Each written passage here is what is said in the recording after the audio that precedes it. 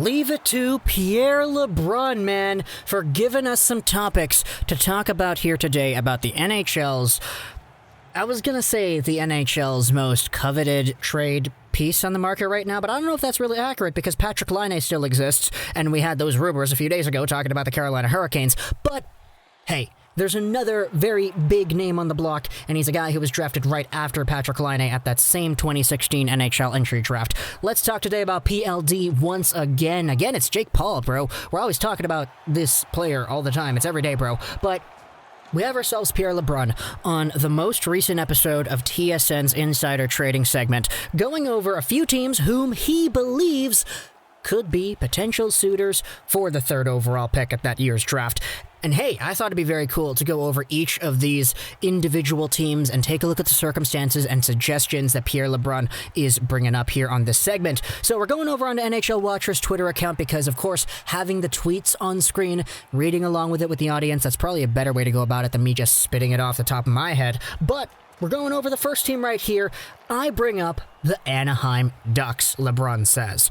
They have a lot of young assets. Pierre-Luc Dubois, with his age and his skill set, will be a player of interest, I believe, for the Ducks.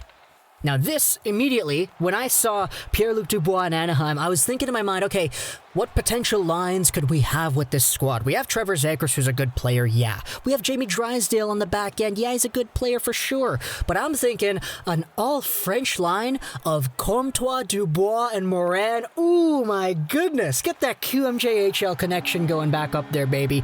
Anaheim has never been as French as it would be with these guys. Actually, is that true? I don't know. That's just me pulling something off the top of my head because it sounded cool. But yeah, you know, having that rejuvenated QMJHL connection, Comtois, Dubois, Morin, that'd be such a cool line to have. And not to mention the fact that Pierre-Luc Dubois would be either a very good number one center on any NHL team or a very, very solid two-way guy to play behind Trevor Zegras, or I think it'd actually be the other way around, right? If you have the two-way monster who is very good at taking draws, good defensively and all that, and you have the very flashy, creative playmaker in Zegras, it would mostly be the guy who's very creative and offensively gifted on the second line, right? That's kind of how it goes?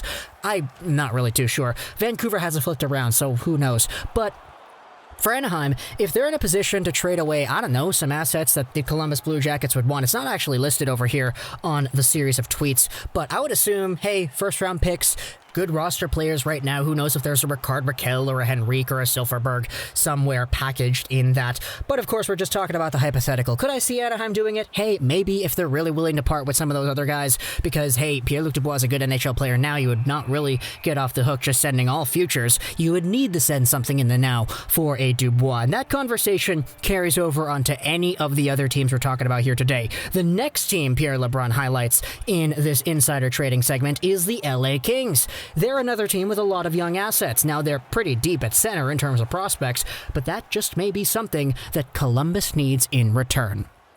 And that indeed is true. Oh my gosh, we've spoken about this a ton. Byfield, Vilardi, Turcotte, just the big three up in front right there. My gosh, how do you get any better than that, bro?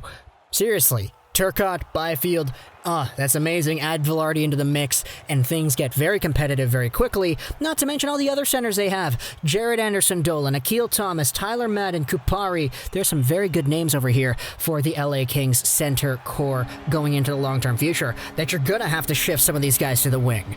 But who knows if it's a Gabe Vilardi or whatever that's going the other way because, of course, the Blue Jackets would need some NHL caliber talent today. And, of course, you know, you're trading Kopitar. No, you're probably not trading Anze Kopitar.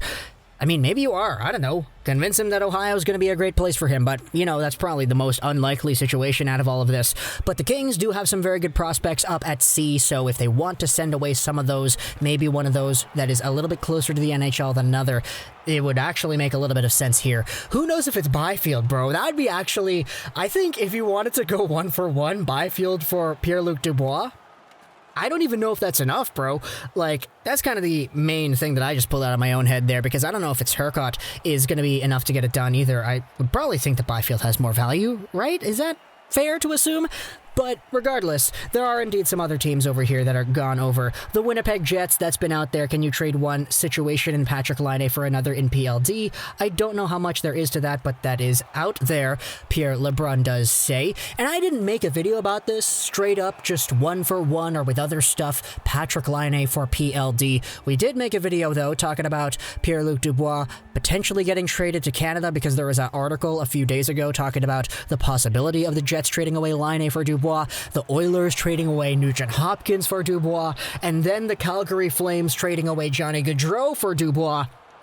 Gets really crazy really quick when you're dealing with some of the top players in the NHL, especially in Canada, right? But if it's Patrik Laine, Pierre-Luc Dubois, having Pierre-Luc Dubois as a second-line center behind Mark Scheifele would be deadly, bro. You would have to trade away a Patrik Laine or somebody of equal value to have that trade go through. And if it's a Patrik Laine playing in Columbus, this guy's going to be a #1 star. He's going to be a top dog. He is going to be treated with the love and respect that Artemi Panarin was treated with over there in Ohio. And that is what Laine wants, right? He wants the main spotlight on a hockey team because he is just that good, and he probably deserves it. It's just that Winnipeg is not giving it to him because, hey, there are so many other good players that deserve a spotlight there as well.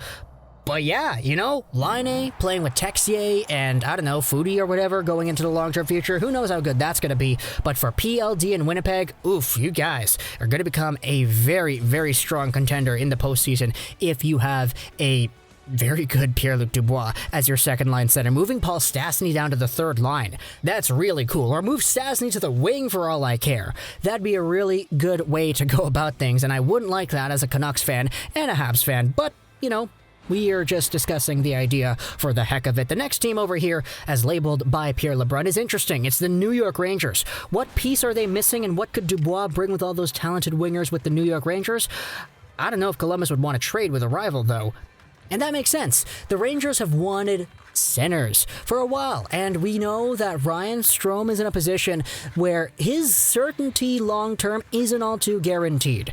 He was very good with Panarin. We get that. It's why he got so many points last season. Mika Zibanejad is on top of his game. 5 goals in a game. How the heck can you go wrong with that? But going into the long term, who knows if there's any room for somebody else like a PLD to come in here and take over the reins. Imagine that QMJHL connection over there. That Lafreniere-Dubois pairing right there. And add the Kako too, I guess. Make a line of first, second, and third overall picks. Oh my gosh. And that's not even mentioning Artemi Panarin. That'd be absolutely crazy. And I don't know if you want to get all super cryptic over here and say, okay, let's make a trade. PLD for Panarin. Let's see if that goes through. It gets really funny really quickly. Obviously, we're just talking about the hypotheticals here, but I think it'd be very funny to have a PLD Artemi Panarin reunion in the Big Apple. It just depends on what you'd be willing to give up, right? There are so many good, talented young pieces that the Rangers do have in their organization that I think some could be expendable, but, you know, it really depends who you're talking about here. The Rangers do need centers, though, so if it's a PLD that's crossing their mind, I would not be surprised to hear that. It's also kind of why Pierre LeBrun is even suggesting it, right? But let's continue on to the final squad that Pierre LeBrun mentions could be interested in PLD, and certainly you have to mention the Habs. They're pretty happy with their depth at center, so they're not in a desperate situation, but there's no question that Marc Bergevin's track record when there's a situation like this is to keep tabs on it. And yeah, I've said this a ton, but Marc Bergevin is very active amongst NHL hearsay and rumors and all that stuff. He is very involved whenever a big star gets on the market. It's why, partly, we see a whole bunch of rumors for all the big free agents and the big trade candidates, and Montreal sometime in the timeline of these rumors going on. Part of that is because the media in Montreal is crazy, but also because Marc Bergevin talks about it. He said that he didn't want to go after Taylor Hall because the price would be too much. He said the same thing about Patrik Laine too. But hey, for Pierre-Luc Dubois, it is noted by Pierre LeBrun, there isn't really a deep need for centers now than there was, let's just say, 2 or 3 years ago, back when Poehling was the best center guy the Habs had back on their team. Nowadays, though, hey, Danault is here. He's shown himself off very well. You have Kotkaniemi, you have Suzuki, 2 very good pickups. 3rd overall was one of them. The other one was in that trade for Max Pacioretty with the Vegas Golden Knights.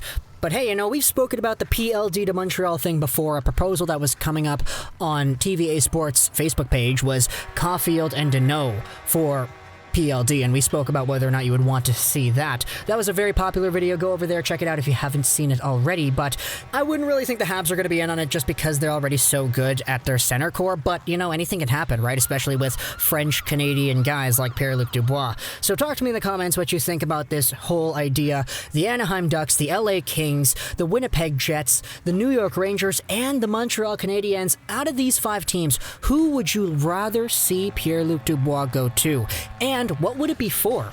If you're a fan of any of these teams, tell me in the comments what you would give up, or would you just straight up not do it? If you're a Ducks fan coming out here saying, no, I wouldn't trade anything for Dubois, man, well, you'd probably trade like your 4th line right winger, I guess, but like realistically you would say, it's not really worth it for the Ducks or whatever. If you're a Kings fan thinking the same thing, tell me in the comments below. But with all that being said, I hope you enjoyed this video. It's just a conversation we're having here. I just thought it'd be a fun thing to talk about. Social Dash Trolls 99, and bye.